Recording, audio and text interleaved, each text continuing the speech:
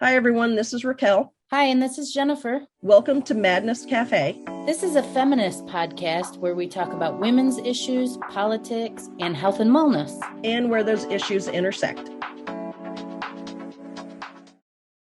Hey, everybody. Welcome back to Madness Cafe.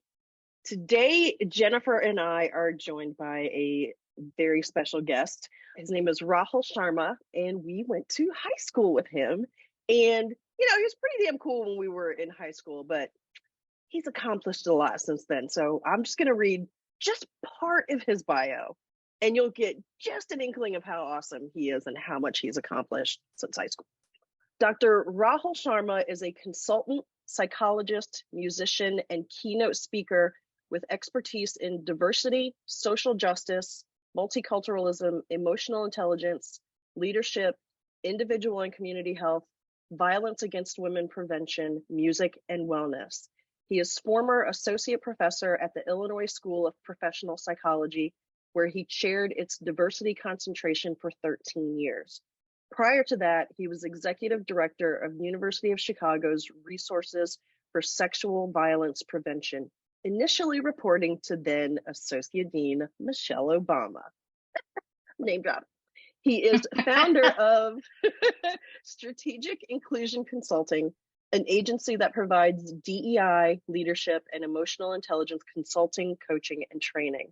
Dr. Sharma is also founder and bassist sitarist for the intercultural award-winning music group Funkadesi, which includes diverse members, Indian American, African American, Jamaican, Latino, and European American, who are musicians, activists, educators, and healers. In 2021, Funkadesi celebrated its 25th anniversary. Like I said, that is just the tip of the iceberg. We're so lucky. Dr. Rahul Sharma, thank you so much for being with us today. It's a great pleasure to be here. Thanks. We're so excited to have you here. So I want to start with something that you sent in our email correspondence. You said, "My journey to where I am is a family story of India to Kenya, Kenya to Kalamazoo story." Would you tell us some of that story today? Oh, for sure. First of all, thank you so much. It's so lovely to see the two of you, to be, reconnected via Facebook. And this podcast is awesome. So thank you so much for having me on. Yeah, so I'm the youngest of four in my family. And me and my brother were born in Kalamazoo, Michigan. And I'm a Borges Hospital born baby. And my two older sisters were born in Nairobi, Kenya. My parents were born and raised in Kenya. Their parents mostly were born in North India, in Punjab. Actually, my dad's mom was also born in Kenya. So we have a double migration history. And, what to say about that? There's the longer version. I'll try to give a little bit of the shorter version, but my father's father actually got a chance to write his life story. He actually sat down on a typewriter in Kalamazoo the year I was born, 1969, and he had nothing to do. My dad said, "Why don't you just start writing down your story?" So he shared these amazing stories, which I read after I graduated college when I went to India for the first time. I'd gone to Kenya growing up, sometimes months at a time. So for me, like my second home was in Kenya. But at the end of college, I got to go to India and was handed a copy of his life story, and I was reading it. And just some amazing stories. Yeah, it really is. Like at age 16, I think it was, maybe not even 16, he had heard about folks that were working for the British as indentured servants on the railway. So he ended up going across to Nairobi. I'm sorry, he was working on the railway near Mombasa. He was working for, an Indian Sikh contractor, Bishan Singh. And this is the best of my recollection of this story. And one day a British military officer stops him on the railway and says, "Hey, you and these other workers, why don't you stop working for whoever you're working for? Come work for the military. We'll pay you better." This was Captain McStead. And my grandfather said, "Well, we're under contract with Bishan Singh. We can't do this." And this military officer got so upset that he was being, stood up by, an Indian fuel contractor. I demand to see Bishan Singh. And in front of everybody in the public square, he grabbed him by the beard and physically shook him and abused him. So Bishan Singh was so freaked out, he went into hiding. A couple of days later, the Germans blow up a part of the railway, and Captain McStead, the British military officer, blames Bishan Singh and my grandfather and all of the Indian laborers for conspiring with the Germans. Completely untrue. They were all rounded up. 3 of my grandfather's dear friends were shot without a trial, and my grandfather gets a trial. By the way, it is so much of a heavier beginning. No, I love it. No, this is good. Okay, good. All right, No, we're gonna this is stick good. with it. We're gonna stick with it. Like, Yeah. hey, how are you?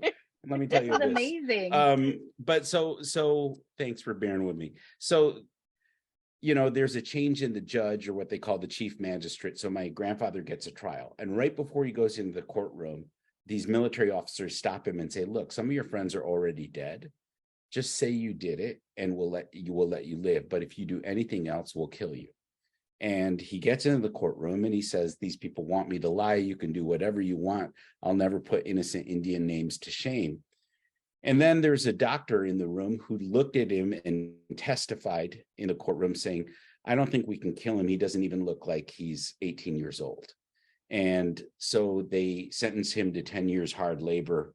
He ended up serving 3 and then got out and eventually, started a grocery store in Nairobi, was able to make enough to send my father and his 2 elder siblings to university in London. And my dad got his PhD through his education in London and was lecturing at University of Nairobi.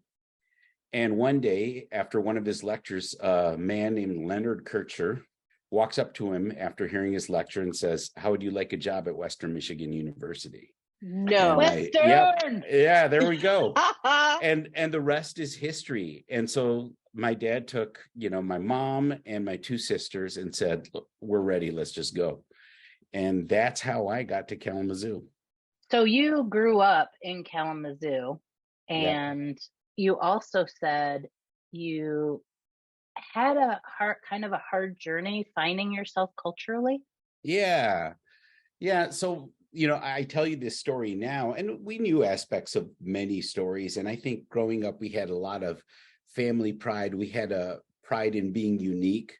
Not only were we Indian American, and back then in the early years, there weren't as many Indian Americans around. But even amongst the Indian Americans, we barely came across anybody else that was from anywhere else in the diaspora, like Kenya or other places. So it was very much we're kind of like on our own kind of vibe.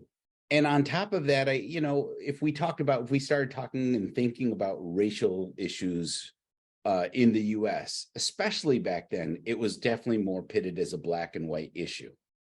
And here I am, neither black nor white, and I'm just trying to find my place. Yeah, so for me growing up, I think that in combination with all of the other trials and tribulations of high school, I enjoyed myself in certain ways, but socially I felt pretty isolated. I think part of it I did to myself, but part of it I think is sort of this sense of not fully belonging. And it wasn't until college where I really fell into a really tight group of friends.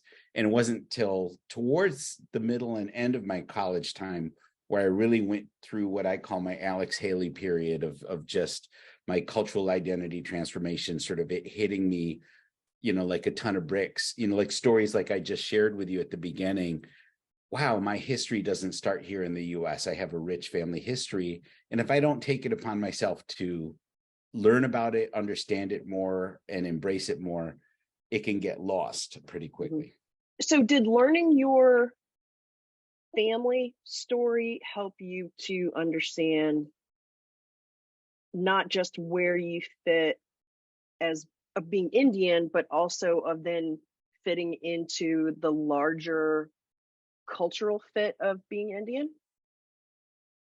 Yeah, I partially for me, actually, even before, and I don't know if this quite answers your question, but even in terms of my interest in difference and us talking about how, because that's so much of my work. When I first went to college, even before I started to think of myself as a racial being, I somehow gravitated towards, and part of it was fluke. I got more and more involved with the Sexual Assault Prevention Center at University of Michigan, and so started to think more about gender issues and what does it mean to be a male, and experienced myself as a good guy on the one hand, but then like, what's this thing called male privilege, and how does it lead all the way from everyday sexism to things like sexual harassment and violence against women and all of this. So I was like orienting myself towards that. And then when I became a staff member, part of the Sexual Assault Prevention Center, we had a People of Color caucus group that met. And that's when I really started to be like, wow, I've been kind of denying this racial aspect of my identity. And after that is when I went to Kenya in 1990 and had all of these stories shared with me. I didn't read the manuscript yet, but I had all this magical night. And it was through that I said, yeah, I started to affirm my own Indian heritage more. Can you tell us more about the work that you were doing when you were in college of working with prevention of violence against women, and maybe a little bit about kind of how that led to the work that you're doing now? I mean, I know that that's probably a big no, I love that's but I think that would be a great story. Yeah, thanks. I got enamored with facilitation. As a participant, this was the fluke of how it all started. I kind of was becoming vaguely aware that, okay, there's this thing called sexism that and male privilege, and judging by my own reactions and the feedback I was getting from my girlfriend at the time, like, you're being a little defensive now, or, you're not aware of this or whatever. I was like, okay, let me sort of choose this area where I should focus more. So I decided to focus in this really cool class where we had to interview 8 people from any social category. So I did women as working professionals. One of the women was the executive director of SAPAC, the Sexual Assault Prevention and Awareness Center. And while I was in the lobby there, a guy comes up to me with a clipboard, clearly a staff member, and he's like, "Would you like to sign up for the men's support group?" And I really didn't, but she was going to come out any minute, and I knew first impressions were important, so I put my name on the list. A week later, I get a call. They pre-screened me for this 8-week consciousness raising group for men run through the center. And it was topics like men's roles in society, men in violence, homophobia, men and their fathers, which was always the most emotionally intense one. But that's where I fell in love with this notion of because the first night I was freaked out, like, why am I here? Like, I don't want to be here. And by the end of the first accidents. Right. And by the end of the first session, I was like, it's amazing. Like, I think so much like this other guy over here. And if it wasn't for those facilitators, we would have never had this conversation that we're having now. With my experience being a guy is like, it's either through humor or anger or bonding through sports. It was very limited ways in which we kind of like vibe with each other. And here they opened up such a depth just by holding space, the questions they asked. And it was through that 8-week experience that I applied to be a peer educator.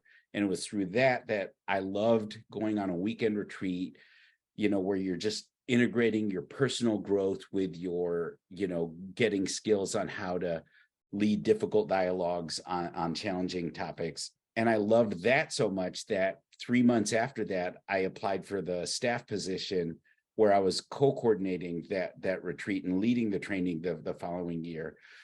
I just was enamored by this, being given these skills to create spaces that allow people to open up, get past their defensiveness, and to really see transformation happen. And that from that was an easy pivot to clinical psychology with a focus on cultural competence. Easy. What a great easy story. Transition. Yeah. 1, 2, 3. There were trials and tribulations. What I meant was like it was easy to go from being enamored with that to being like, oh, I think this is what I want to do, No, I'm just teasing you a little bit about the easy, because what you just said is what we wish for every single man. When we talk about feminism, it's for men too. A lot of the pushback we get is they just don't see it. They think it's women hating men, us against them, when it couldn't be further from the truth. Absolutely. So, I agree. Yeah. So in your own way, Rahul, you over time became more of an ally. Yeah. Would you call yourself a feminist? I would definitely call myself an ally. I used to, it's so funny about that whole term feminism in so many ways. So back in that day, so the late 80s, and I was, unabashedly in the middle of like liberal progressive identity politics at Michigan. I was immersed in that. And so I used to say, I am pro-feminist. As a man, I don't know if I could call myself a feminist, but I am pro-feminist and I'm definitely an ally. But now I've seen how there's been such a successful backlash or waves of backlashes against the term feminism that I recently, the band got to do a residency at Lake Forest College. And, because of the work I do, I visited a women's studies class. And this is a women's studies second year course. And I asked how many people identify as feminists. And no, I mean, forget the 2 guys that were in the room, but like the 18 women that were in the room. And I don't know how everybody identified. Maybe there were some non-binary folks in the room, but like just about nobody raised their hands. And so now I'm like, I embrace myself, with any and all of these terms.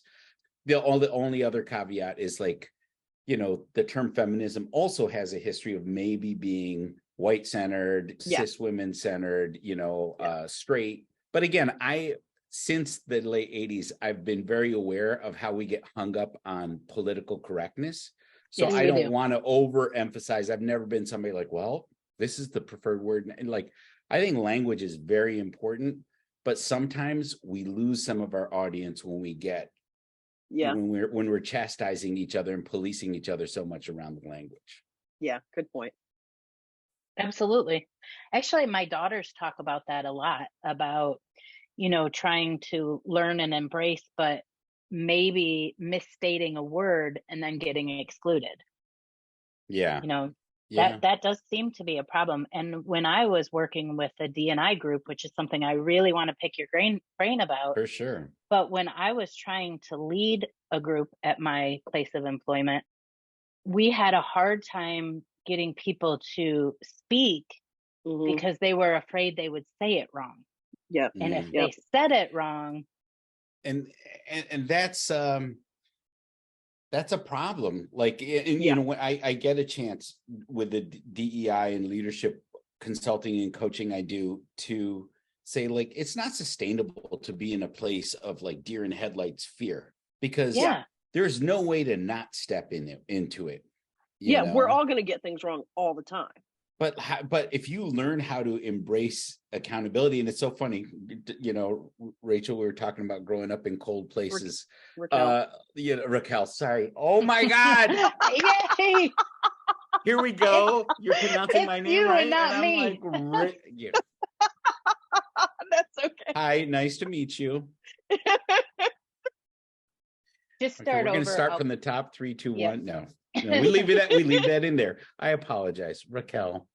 We were talking about growing up in cold places, and I talk about, like, when you learn to drive in the winter, you talk about turning into the skid versus turning away from the skid.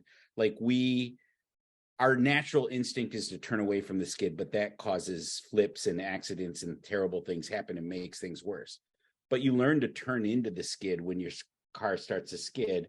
It's a little counterintuitive, but it's going to help you self-correct. I feel the same way when we make a mistake or when we step in it, like when we call our friend from high school from the wrong name. It's okay. But no, that's a really good analogy. I never thought about that. But that's a really good way to put it. I mean, you have to learn to kind of go against your natural reaction of going away and just go, okay, wait, I have to do the other thing. I have to turn into this. I have to lean into the mistake that I made and figure out how to correct it. Not Can I just say run three from it. things? Three things real quick. One, Raquel, so proud of you for correcting your name, because you don't always have that courage, and you did it today. Thank you. Now I'm trying to remember how to say your name. It's Rachel.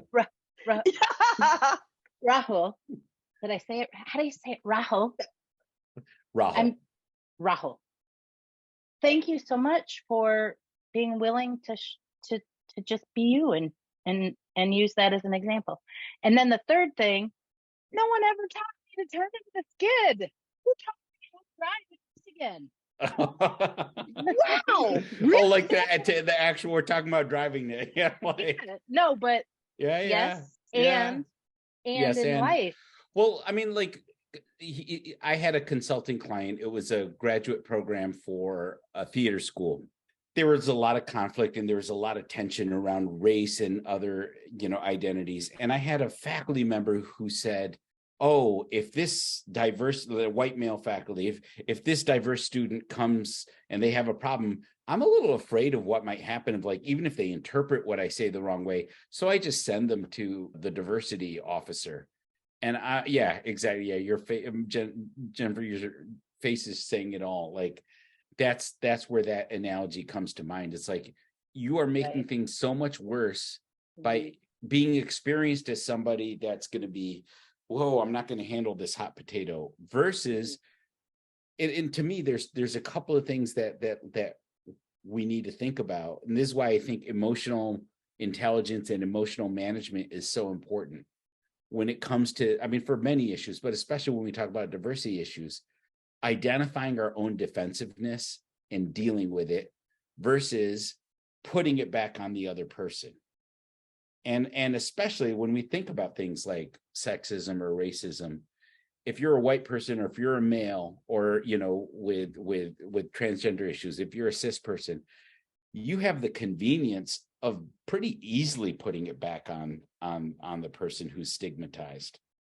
But it's more transformational when you are able to be a true ally, or to ally yourself. I always try to think of ally as a verb and not a noun, right?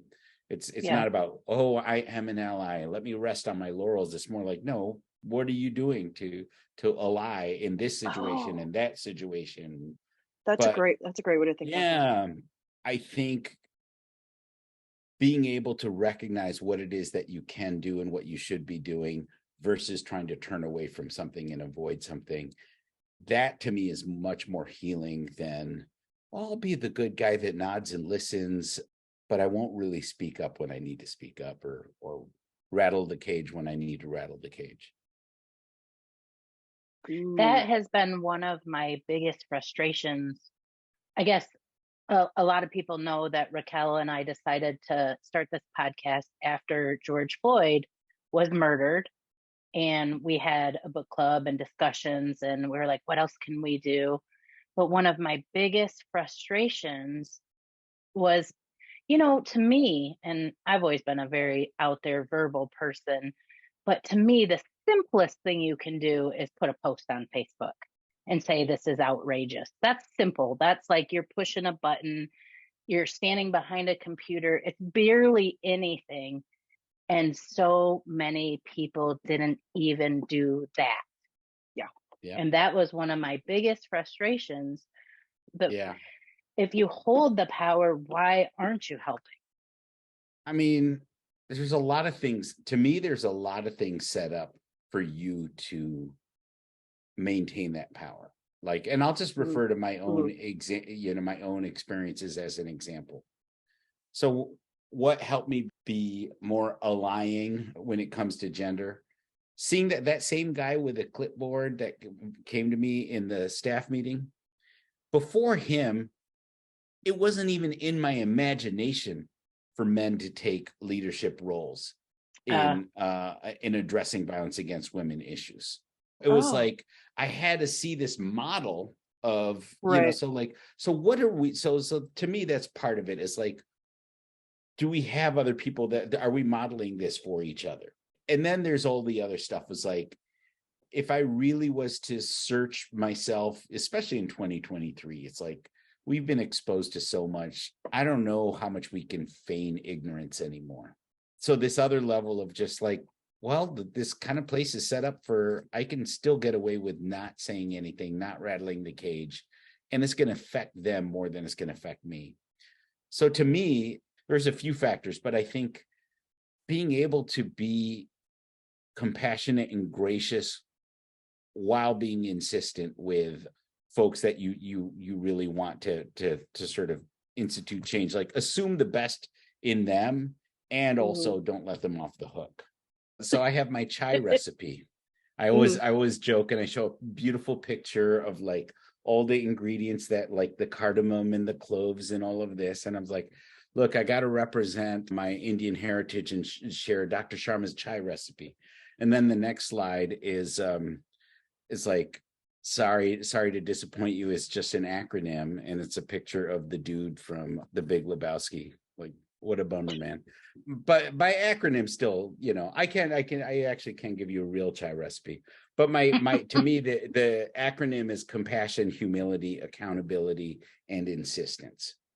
And I feel like we really need these principles. It's not like an exact science, but to me, they're nice, like balancing values. Compassion. We need to be, kind. I love this quote, be kind, for everyone's fighting a battle you know nothing about. Right. So like that compassion's important.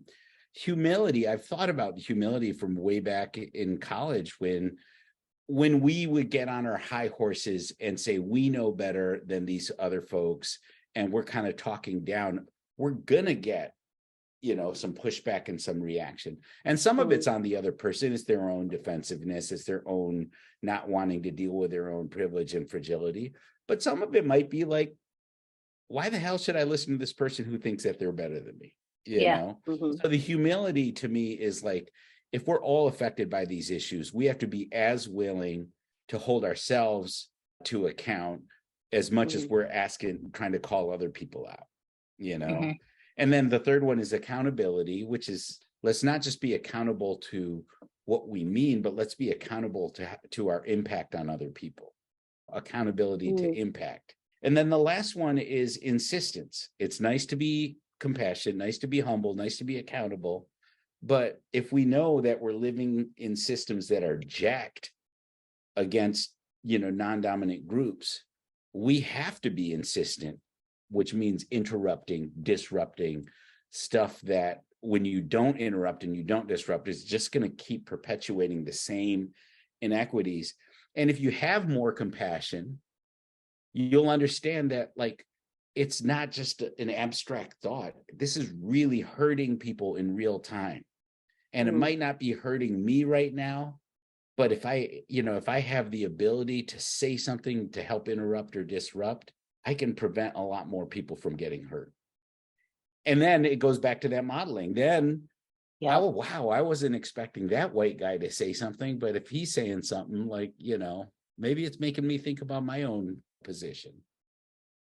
Yep, then I can too. Yeah. It's one thing to do this work professionally, but then we're with family or we're with friends. What's it like to take that into the personal realm and have those conversations? For instance, I'm sure there's plenty of us who there's somebody in our friend circle or somebody in our family that probably needs to hear the things that we're talking about, but maybe aren't. How do we take that, your chai recipe, how do we take that and apply that in our personal sphere? That's a great question. And I wish it was a one size fits all approach. I have myself mixed luck, mixed results. What do they say? Well, this is called the Madness Cafe. What's the definition of madness? Like doing the same thing over and over again and expecting a different result. Yeah. So you got to know when you're up against that. You Yeah, got to okay. know that Uncle Joey's going to be Uncle Joey. So pick your battles. Yeah. Apologies to anybody named Joey who might fit that description. Or not. Or not. Yeah. I don't know if there's any Joeys in my family. But to me, that recipe helps. Mm-hmm. And there's ways, like here are some things, like somebody says some ass backward shit and you're like, just being able to say something like, that hasn't been my experience. Mm-hmm. It's not overly threatening, but it's also not acquiescing and letting shit fly unnoticed. Or I'm wondering where that's coming from. I feel like a lot of this stuff that harms other people is coming from fear. Other things are, shame and resentment. I think about that a lot. This really deadly combination of shame, like this person just put me on blast and it makes me feel like a bad person. So there's the shame. Yeah. And then the resentment is like, I'll be damned if I let those people make me feel that way. Right? Yeah. That's the otherness, right? So I feel ashamed, and how dare those, subordinated, non-dominant folks, this woman, this person of color, whatever, how dare they make me feel that way? And when you look at the overreaction that's happening in so much of our country, I see it all the time. Yeah. Some of the legislation happening in Florida, Texas, all of these things that are happening, it's disheartening. And I would want an opportunity at the Thanksgiving table to say things like, as opposed to "you're wrong, shut up," like, where is this coming from? What, at the end of the day, what is it that you're concerned about? And could this person air something in a non-judgmental atmosphere and say, well, they're taking our jobs, or well, this stuff about pronouns is just ridiculous. We didn't have any of that growing up, or what, it's like, and let's deal with that. Let's have a conversation about that. But when we end up I'm very progressively identified, but I don't like seeing these slam takedowns on both sides of social media of like, oh, watch so-and-so totally humiliate so-and-so, and it's like, it's entertaining, but this is not going to get us anywhere. Raquel brought it back to family. Now I want to turn it back to business with that same response you were just talking about. If you were in a group at someone's workplace and it was getting heated like that, and you were allowing space for someone to say maybe something about pronouns, that they didn't believe in pronouns or something like that, and you are in a workplace where there are certain expectations and maybe certain guiding principles, how do you allow a space for someone to actually say something that may go against the grain, or something that we're trying to learn, or how do you hold that space? In what way? Like if it's happening in real time and one team member in an office space, like maybe paint me more of an example. Yeah. So I'm just going to speak to my own experience. A lot of times when I was trying to facilitate these types of meetings, it seems like the participation that we have, everyone's pretty much in agreement and we're moving towards progressive goals. But let's say we had someone in attendance who maybe was uncomfortable with pronoun use, but didn't feel safe to say that, so that we could learn about that. So we could ask, how do you make that okay in a workplace? To have these discussions. Yeah, to share a real opinion. Really depends. It really depends. Like, because, and by the way, you brought up a word which I always try distinguish is like safety versus discomfort. Yeah. And I think this is an important one, because like what you were saying earlier about when we were talking about safety, like, hey, let's make these brave spaces, spaces where we're just able to talk about things openly without fear. Somebody might feel uncomfortable. They might think that they're feeling unsafe, but they're feeling uncomfortable. Like, oh, I would feel unsafe talking about my opinion against pronoun use, like at the beginning of a meeting. I would push back and say, I think you feel uncomfortable for the heat that you're going to get. But safety is like, good point. If I identify my gender identity, I might get physically harmed, or I might get disowned, or you see what I'm saying? There are characteristic differences, and not to undercut what discomfort is. But I think when we're talking about any of these issues, there's a distinction between feeling uncomfortable, this is going to be intense, people might not like me, or even like I'm going to get canceled, whatever. And like, you know, I even have some thoughts on that, but versus what a real safety issue is, you know, for folks who just don't have other people that are like them around them and cannot experience safety. So, but to answer your question more succinctly, I would say it really depends, because sometimes that person needs remediation on their own, and they should not be airing it in front of the rest of the group. Because here's what we're finding, even in this field, is sometimes the work is unduly painful for the folks from non-dominant groups. Do I have to sit around while my white colleague gets in touch with their racism? They need to get in touch with it and deal with it, but do I need to be around for that? And if somebody's transgender, do I need to be there and see the staff take 20 minutes of time for somebody to really get at the root as to why they're uncomfortable with this pronoun stuff? Like, there's some that would be willing to do that, and that's their choice. I would rather a place where I'm going to push back on that, or let's have a coaching session on that, or whatever, or let's do affinity groups. Recently, there's been a lot more thinking about, and I think I've been guilty of this too, of like, no, let's have it all out. Let's have it all out. And it's like, are we really cataloging how much more harm people are experiencing even by just these, because these conversations reopen wounds. Wow. You know? Yeah, that's important. And I hadn't thought about it. Yeah. So kind of like the term trauma porn. Yes. Right. Exactly. That's what it makes me think about. Yeah. Yeah. Yeah. And for us to slow our roll and to understand that other people might like, you know, that's the whole thing, especially with power and privilege, but in general, just as us as human beings, we use ourselves as our point of reference.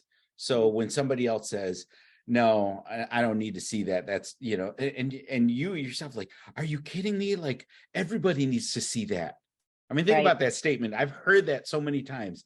No, everybody needs to see what happened to George Floyd. Everybody, it's like, good intention that like, but you need to own your own experience and perspective on this.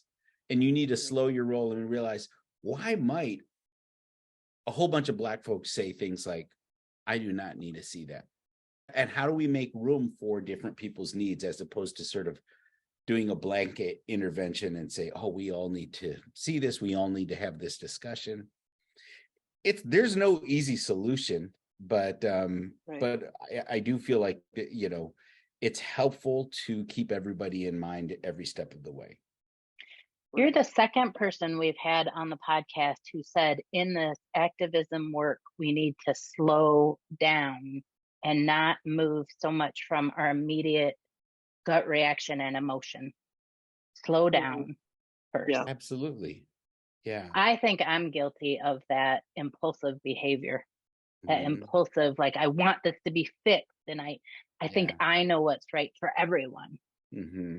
I think I know I'm guilty of that. Yeah, absolutely. Well, it's that whole, that whole leading from emotion thing. Fix this. And not only leading from emotion, but like you said, Rahul, leading from ourselves as the point of reference. Yeah. Right. Yeah. Like, everybody needs to, you know, here's my emotion. Everybody needs to feel it. Everybody needs, just push it all out there. Yeah. For me, it goes back to those ingredients, because when I've done stupid ass shit, like, you know, like lead with emotion or say something really ignorant, I could have been called out, and I probably rightly should have been called out. I am so grateful. I don't expect this, but I'm so grateful when people decided to treat me with grace and compassion. And at the same time, insistence, like, I hear what you're saying. Here's the issue that I have with what you said. Translation, this is where you fucked up royally. Then I'm in a position to be like, oh my God, and like both of you are like sort of reviewing your own tapes, right? You're like, oh, I might be doing this a little too much or whatever. Yeah. Like it's easier to go there and to grow from that when you have space where we can talk about things openly, where we can have authenticity and honesty. And again, that what brings me back to the beginning. Like that's what I saw with these spaces where a good facilitator will hold space and allow painful, sometimes contentious dialogue to happen. Well, I know we're kind of running out of time, but I do want to I ask knew you we were gonna run. Yeah. how does your music Oh, I was hoping you were going to go there. I was just intertwine with how does it flow with your work? How much time do we have? As much time as you want, but we don't want to keep you forever, but we'll keep you forever if you want. Oh yeah. And if you want to play that lovely, oh yes, I was hoping you were going to reach for that. I've always had my music world here and my psychology and social justice worlds over here. And inside of me, I knew that they were really integrated. I took my time in seeing how they fit together. But to answer your question, when we talk about two things. One is whether we're talking about facilitation or therapy or coaching or music, I come to the same phrase. When we set the tone right and set the ingredients right, there's magic in the spaces we create. When you set the ingredients right, deeper things can happen. As a therapist or as a facilitator, it's how do you create relatability and trust in the room that allows for deeper sharing and authenticity. In music, it's how does the bass player and drummer form a deeper pocket so the guitar player can solo his ass off because he's feeling it. So those are things. But to the second point about like slowing down, I had the pleasure of doing a virtual keynote for the Asian American Psychological Association. And I did something bold that I never thought I would do, which is when they introduced me, I didn't say a word. I started by playing. And then I led people through a guided visualization activity. So I'm just going to play for a minute and then also give you a little flavor of how I integrate some of my other stuff with this. So if you can, dim the lights if you're listening, shut your eyes if you feel comfortable, or keep a soft gaze. And let's just base this on our conversation today.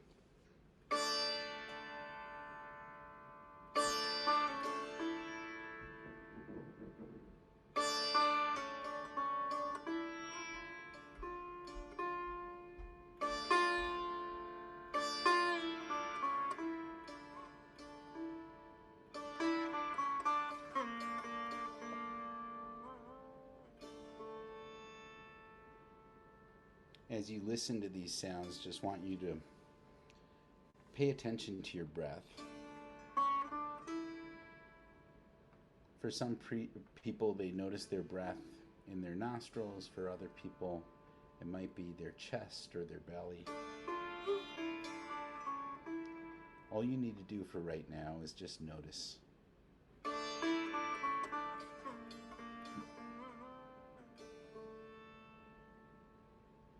And as you continue to listen and pay attention to your breath, give yourself permission to breathe deeply and slowly.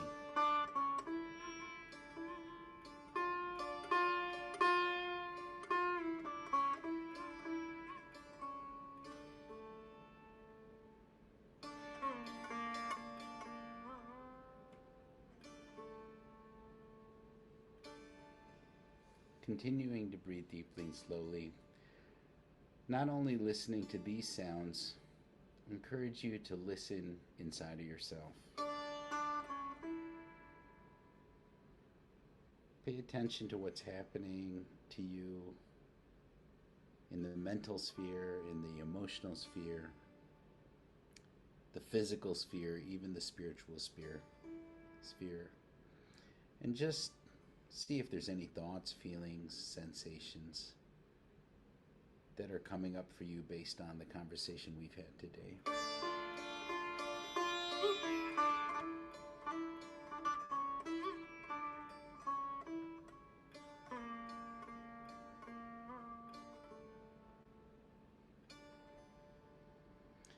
And take a moment to just appreciate whatever it is going on inside of you.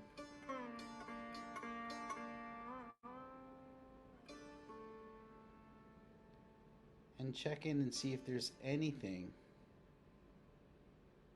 where you could provide growth or healing. In other words, what's the growing edge of anything that's going on inside of you? Maybe it's something that got sparked from our conversation. It could be something else. But just take a moment and allow yourself space to think about, what does growth in that area look and feel like? I just want you to imagine that.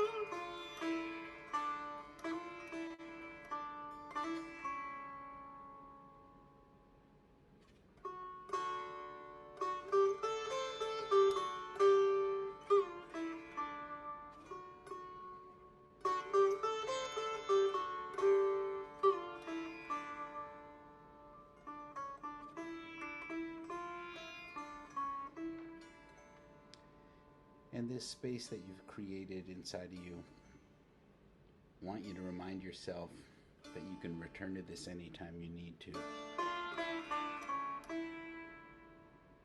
So for right now, if you can, express gratitude towards your breath for always sustaining you, whether or not you're paying attention to it.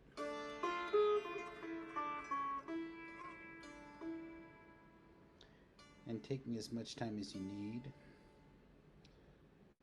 You can eventually open your eyes if you haven't already. And when you do open your eyes, I encourage you not to look necessarily right at the screen. Just maybe absorb yourself in an awareness of a color that you observe in the room around you. And whenever you're ready to come back, you can return to the screen.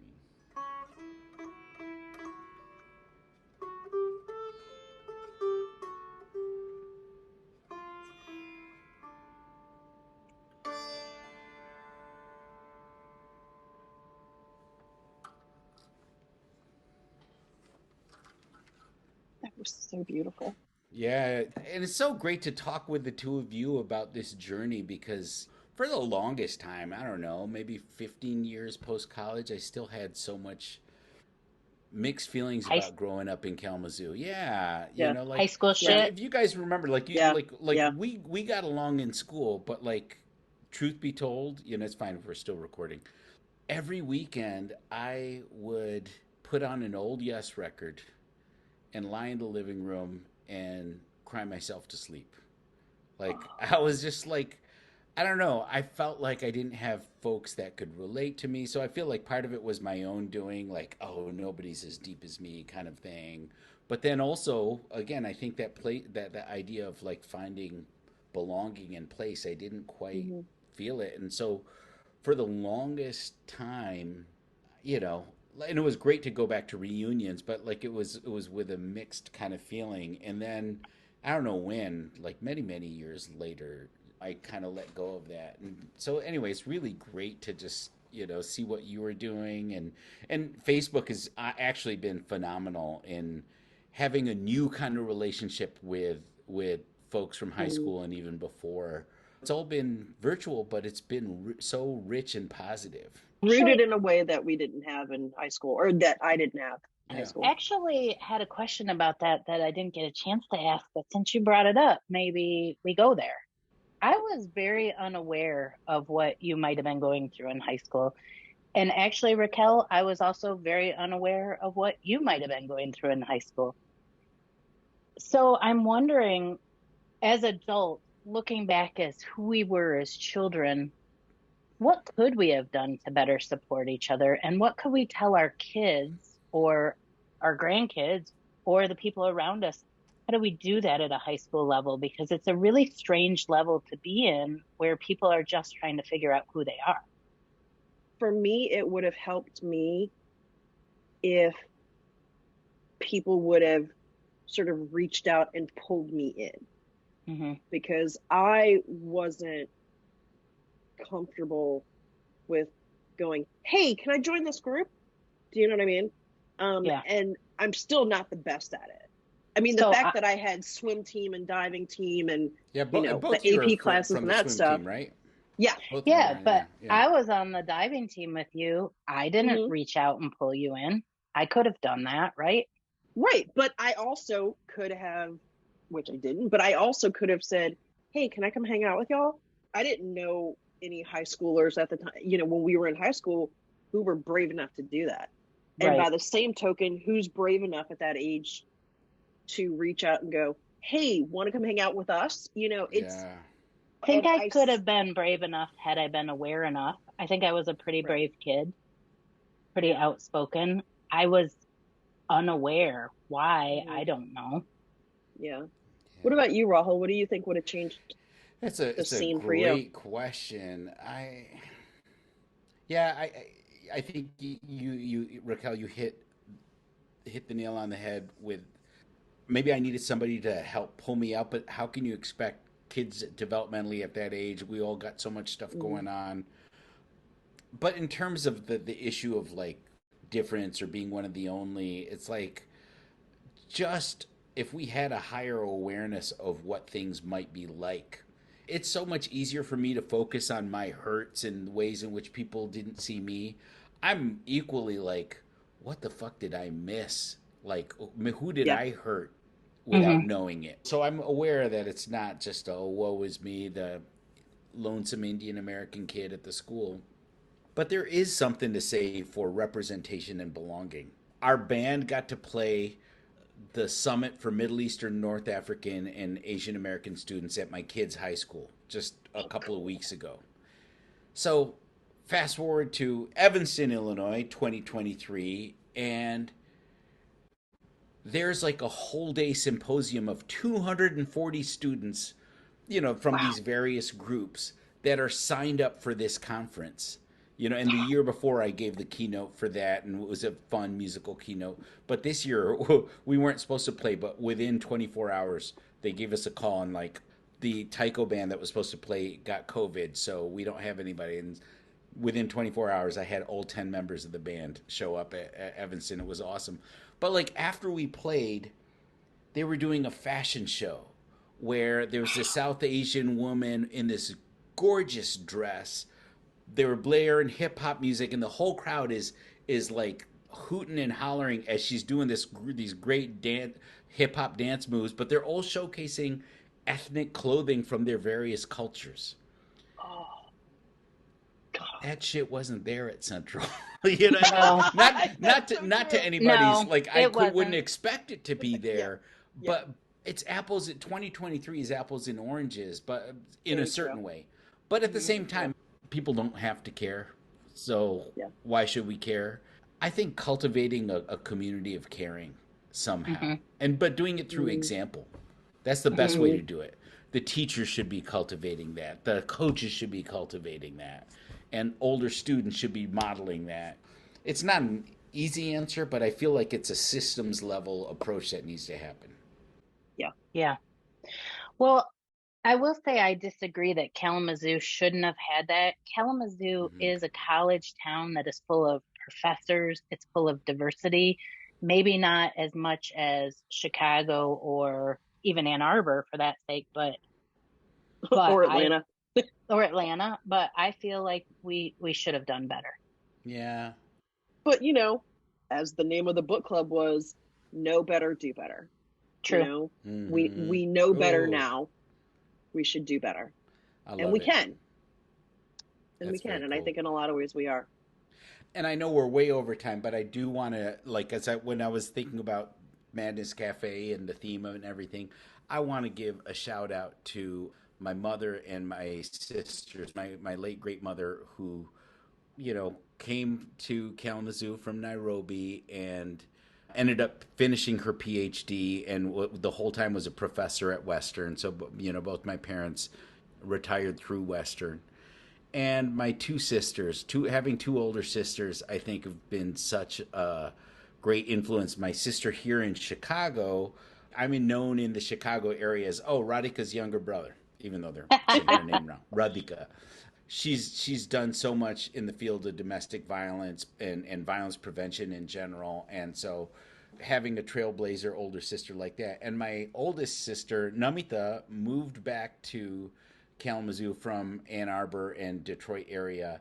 And she was last year appointed by Governor Whitmer to be a circuit court judge of Kalamazoo County.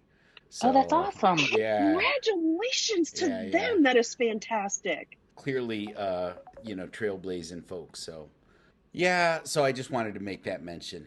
These women in my life, have been a big part of my learning and growth. That's awesome that you acknowledge them, and we're here for that. Definitely acknowledging the women in your life.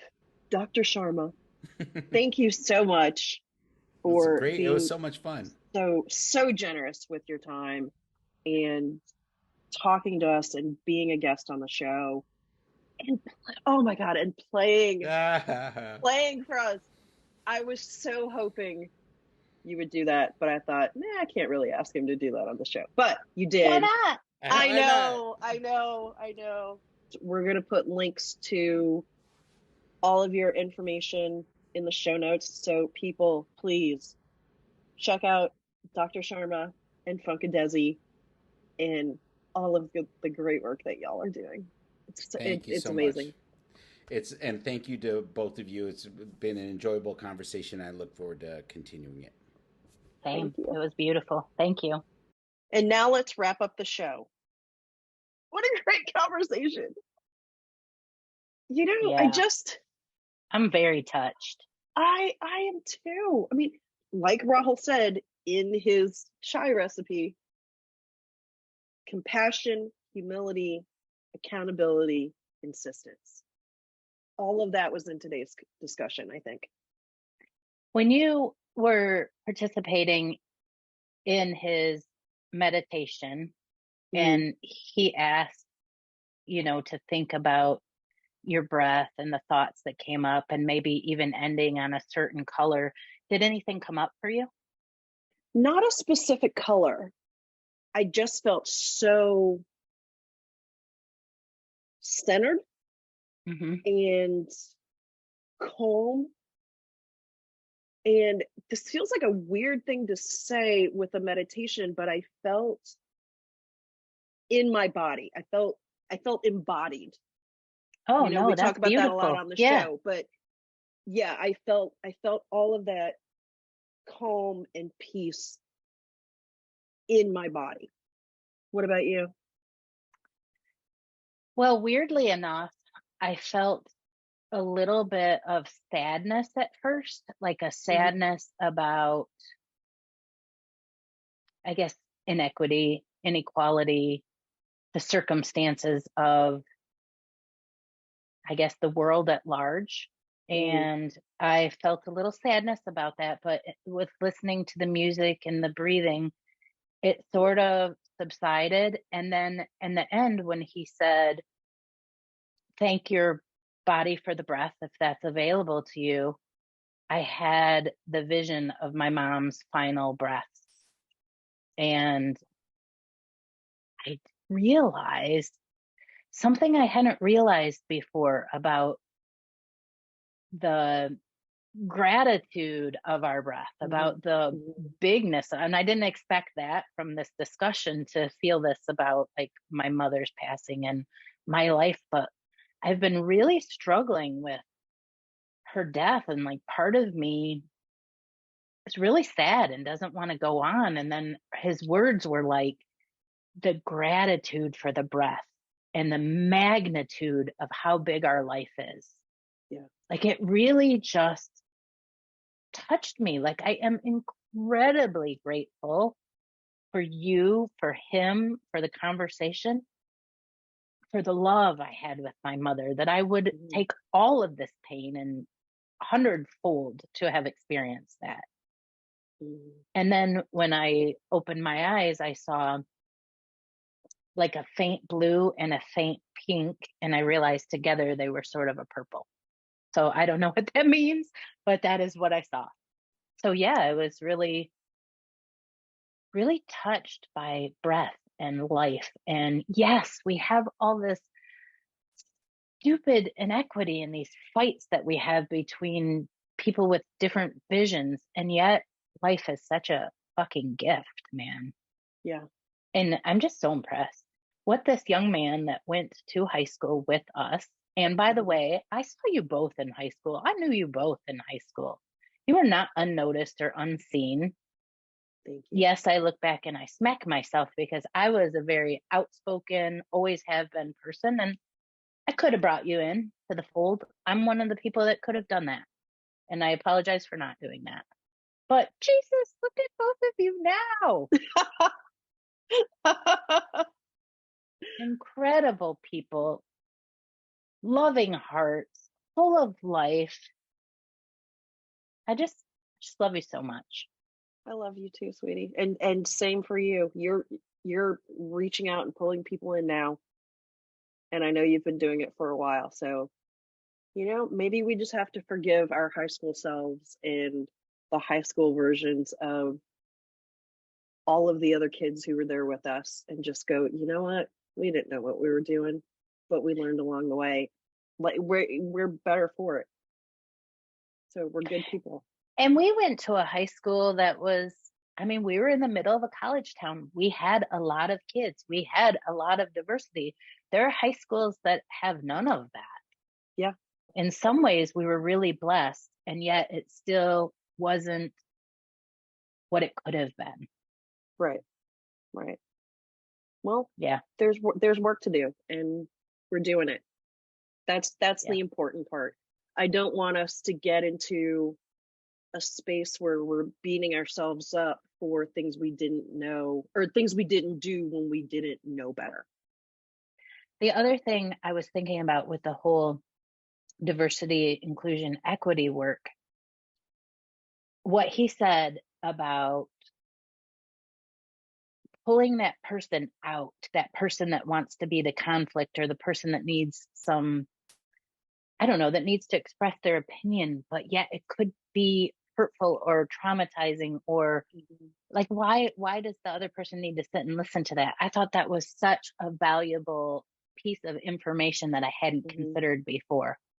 It's almost like we want the drama of it, like when they put these things on TV and we see it over and over again, but it isn't actually good for us. Yeah. I think there's a fine line, right? Like we need to witness, we need to be witnesses of things that happen to other people, but we don't need to revel in it. We definitely don't need to take joy in it.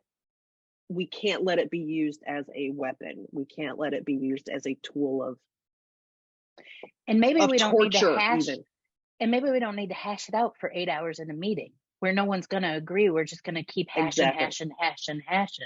Exactly. We can acknowledge it. And then, like Rahul said, we can say to whoever the person is who needs in maybe some way to make it about them, acknowledge, hey, we get that you want to learn. Let's take this and we'll talk about this outside of this meeting, this vessel, where we can concentrate on you or whatever. But what an amazing thing if an organization I worked for actually had the capacity to do that. Hopefully through the work that Rahul is doing and the work that so many other DEI professionals are doing, and advocates and people who aren't even professionals at this, but are trying to facilitate the work wherever they are. Hopefully more places will get to the point where they can do that. So good to talk to high school people. I know, it's so awesome. We're we're just so blessed to be surrounded by amazing people. Hi, Raquel. Bye, Jennifer. Thanks everyone for listening today. We will be back with more Madness Cafe next week. You can find us on Instagram at Madness Cafe Podcast or email us at madnesscafepodcast@gmail.com. Bye.